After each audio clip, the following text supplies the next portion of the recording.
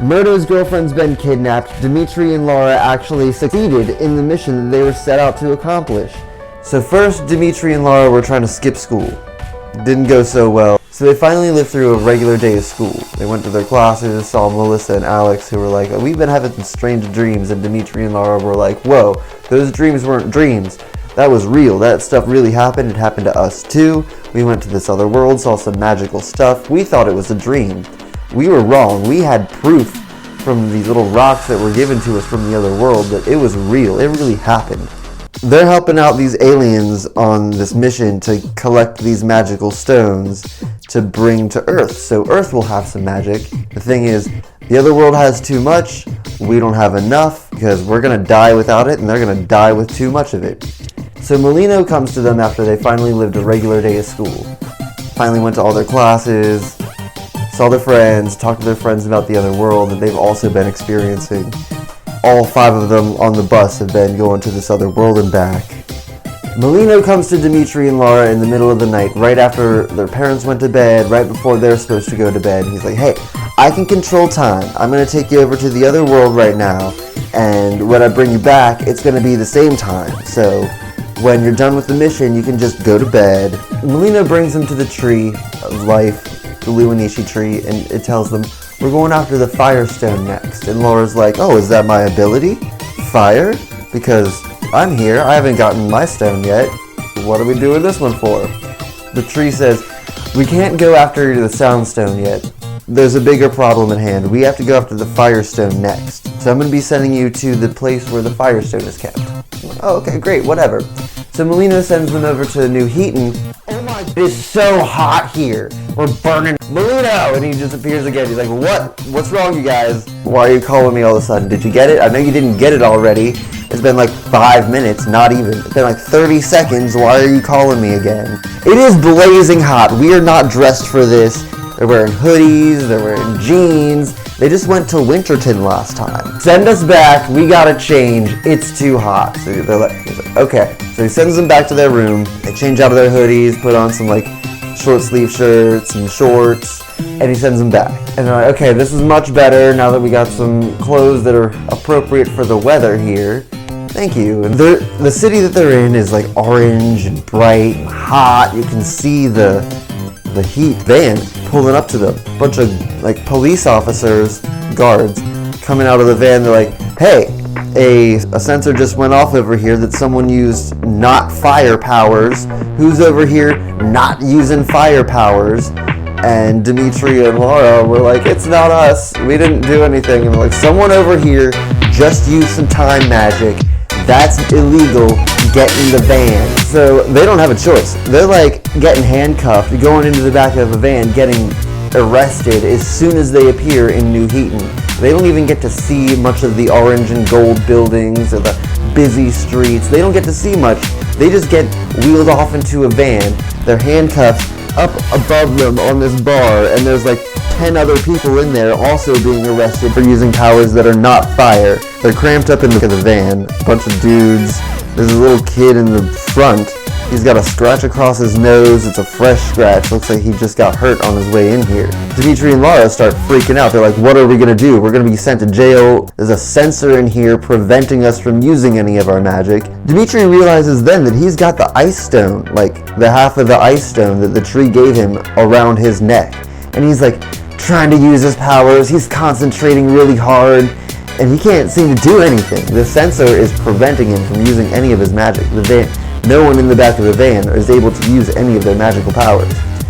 But the stone starts glowing. The stone is too powerful for the sensor. It just explodes, and a big iceberg appears right in front of the van. Everyone goes crashing towards the front, and the kid in the back is like, got all these people on top of him, and he's like, yo, I'm a tiny little kid here, why are you all crushing me? And the doors go flying open. Dimitri and Laura go busting out the back. All the prisoners start escaping out the back of the van because they got their powers now. The sensor was broken.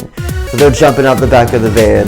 Dimitri and Laura join them, along with that little kid, and the little kid's like, hey, you guys just did that, didn't you? And who do they see as soon as they get out of the van? Murdo. He's in the street, like, watching this accident that just happened in the road. He's like, whoa, what's going on here? And Dimitri and Laura are running out of the back of the van, and he's like, hey, I know those guys.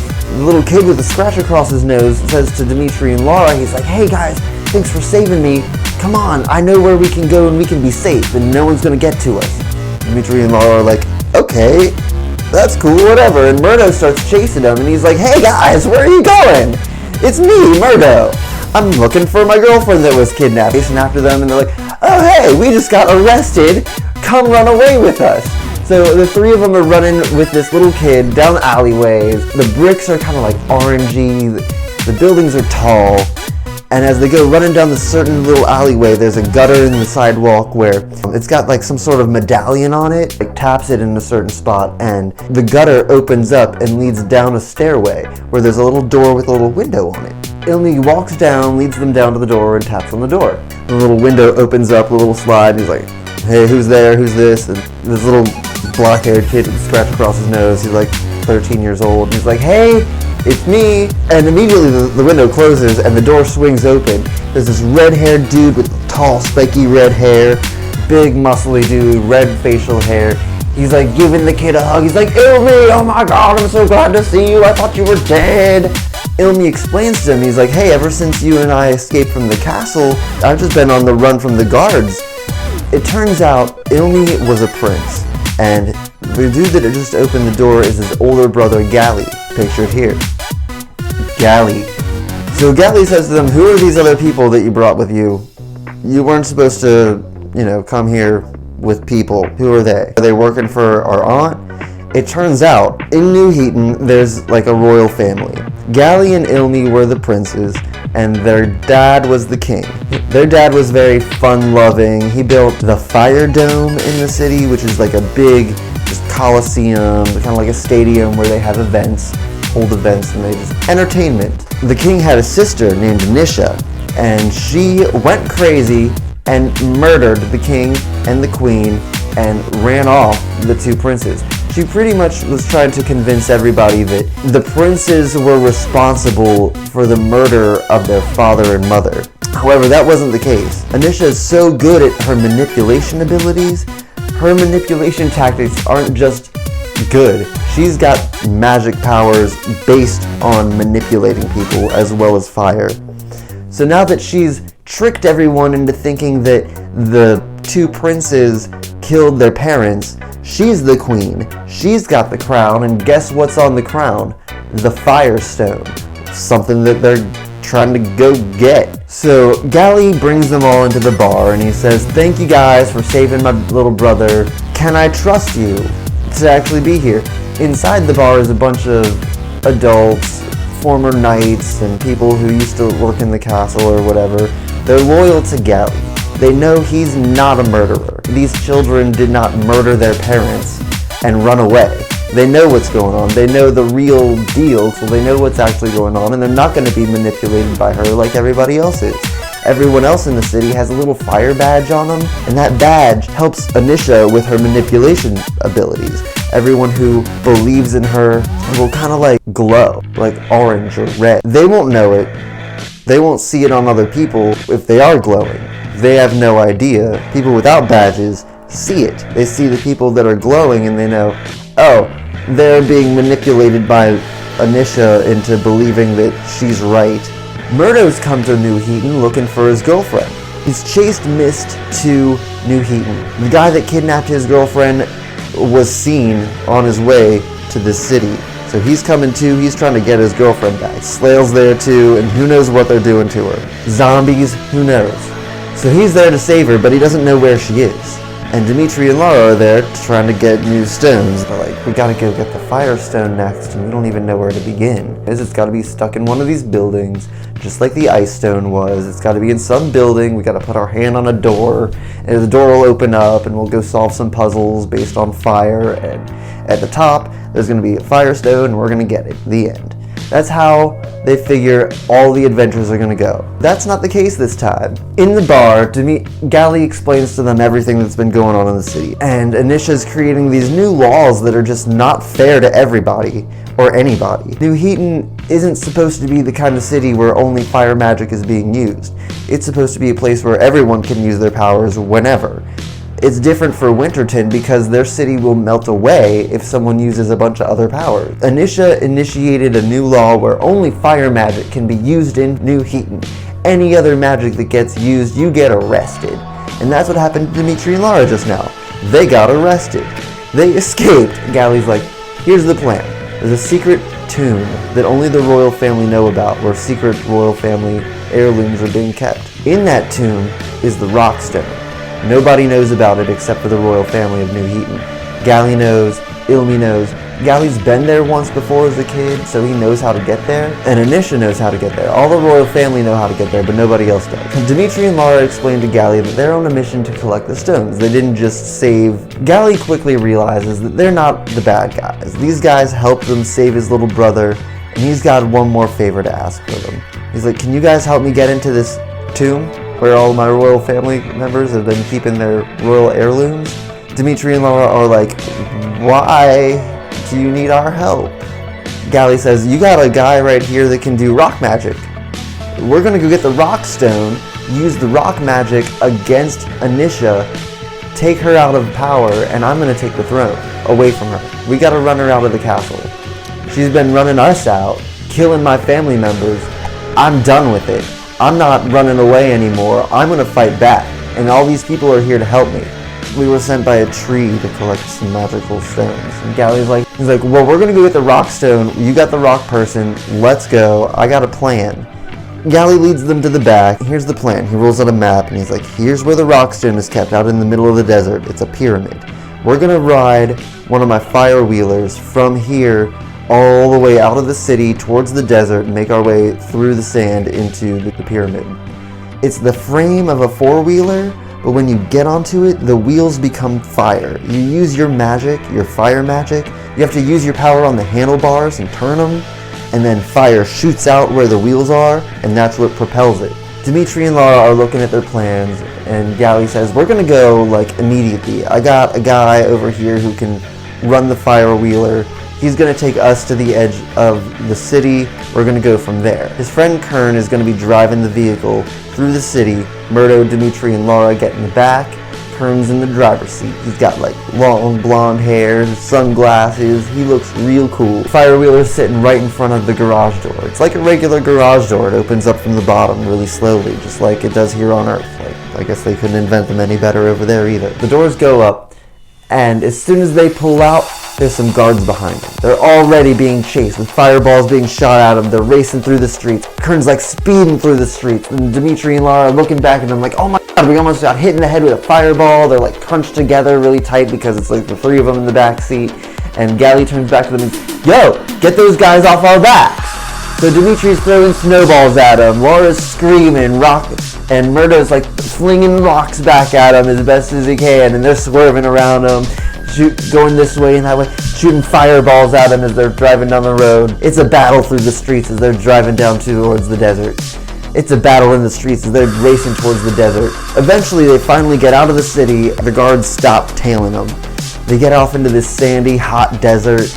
Off into the distance, it's all just sand. Kern pulls up along the side of the road, and Gally gets out, and it's like, we're walking it the rest of the way. It's really just right over there. Come on, let's go. So they're walking through the sand now. Kern's taking the vehicle back, and it's just Gally, Murdo, Lara, Dimitri. Just the four of them walking through the sand.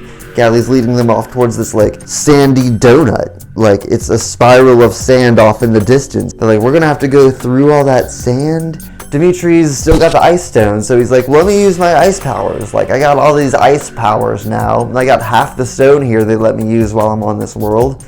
I can't take it back home with me. Why not use my powers while they matter? So he creates like a dome of ice around, and the four of them just stay inside the dome, slowly moving through the sand as it like beats down on the outside. He's like, oh hey, are you guys hot? Let me make some ice cubes for you guys. And they're like, oh, thank you so much. It is so hot. They're like rubbing the ice on them that he just made. It's like, melting on them immediately because it's so blazing hot out in the desert. Well, they finally get through the donut of sand, and in front of them is this tall staircase leading all the way to the top of the pyramid. And Murdo's like, hey, it's my turn to use my powers now and show off a little bit. Everybody stepped up onto the first step, and he turned it into an escalator. He made all the rocks just kind of like go all the way up. But guess what? They weren't the first people to get there. Mist and Slayle have already gotten in there. They just went in. As soon as they're at the bottom of the stairs, they already saw them going in. They're like, how do you know to be here right now? Murdo's getting mad too. He's like, she's in here. They're using her to get the rock stone. So Murdo runs up to the door, and he knows exactly what to do already. He puts his hand on the door, it opens up, and it leads into a little dark tunnel. This leads nowhere. What do we do? As soon as the door closes behind them, it's pitch black. They can't see anything. Gally creates a little fire in his hand to like lead the way because it's all dark, and he's like, this is all a bunch of dead ends. Where do we go? Gally's like, you have to go around the corner here, and there's a fake wall. We got to get the rock dude to move the wall out of the way. Murdo realizes then, he's like, oh, I'm going to have to use my powers to solve some puzzles to get us down into this tube. Gally says, yeah, the rock stone is kept way at the bottom. They can hear Mist and Slayle a few feet below them. We can hear them. Let's go. Murdo uses his powers to pull the door open, and sure enough, there's a hallway leading down further into the pyramid. And it twists and turns, and there's all these other rooms, and in the Choose Your Own Adventure, you can find a weapon for each of them. Each room has, like, special treasures hidden inside, but that's not what they're after. It's a whole maze down there, and they've got to find their way through it in order to get to the bottom. They finally caught up to Mist and Slayle, and Slayle's on the other side of the room. He pulls up zombies out of the ground, but they're not just zombies because they're in a pyramid. They look like mummies all wrapped up and slowly moving like zombies towards them. And Laura's in the back screaming at them, and their heads pop and they turn to dust, and more and more keep coming out of the ground, grabbing them by the ankle. And Laura's screaming, and Dimitri's shooting ice balls at him, getting the mummies out of the way, and they're racing down the hall, down the stairs. They go down to the bottom of the pyramid, racing them all the way to the very bottom room. And in that bottom room, Mist and Slayle are already there with Cuba, having Cuba try to steal the rock stone out of its pedestal on the other side of the room. They show up and they're like, not this time. Mist is getting pretty mad. He's like, everywhere he goes, these teenagers are following them, taking each stone they've worked so hard to get to. So he creates these sharks and he's fighting them. Dimitri's shooting ice balls at him. Laura's screaming. Gally's shooting fireballs, and he's also got two swords. He's not afraid to use them. Slayle's creating zombies to just distract them, just keep them all away from Cuba. Murdo and Cuba are both too smart for them. The two of them meet up on the other side of the room, and Murdo's like, I finally found you. I finally rescued you. She's like, thank you. I've been stuck with these guys. Cuba's like, thank you for saving me. They forced me to come here. They forced me to get this stone for them. So Murdo and Cuba are finally reunited right over top of the rock stone. Picks it right up, and Molino appears. Again, Mist realizes he's outnumbered. He's like, we can't do this. Luckily, there's a little elevator right behind the pedestal that you can take all the way back up to the top. And that's what Mist and Slayle use once Molino appears and shoots them all again to the Luanishi tree. Molino's like, hey, weren't you supposed to go after the Firestone? This is the Rock Stone. I'm pretty sure the tree told you to go after the Firestone. Why do you have Rock now? And Murdo's like, why did you just teleport me away from my girlfriend? She just got kidnapped again, basically. For like, what, the third time? Murdo's got the rock stone. He's like, yes, take the stone. Give me my girlfriend. I just saved her for the third time. And they're like, okay, be back immediately. But we gotta send the Earthlings home.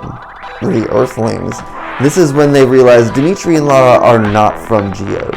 They're from Earth. They've explained the whole thing to him. Gally feels like he can really trust these people now. He knows everything about them. He knows their secrets. And in the next episode, we're going to get the Firestone from all the bad guys. We're going to wrap up all of part 1 in the next episode. Thank you very much for joining me. Let me know what you think. Maybe we'll get all the stones in the next episode.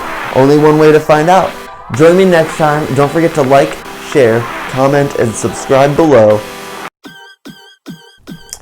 So today we're talking about today is the day and then I'm gonna come to you right before you go to bed, so no one knows.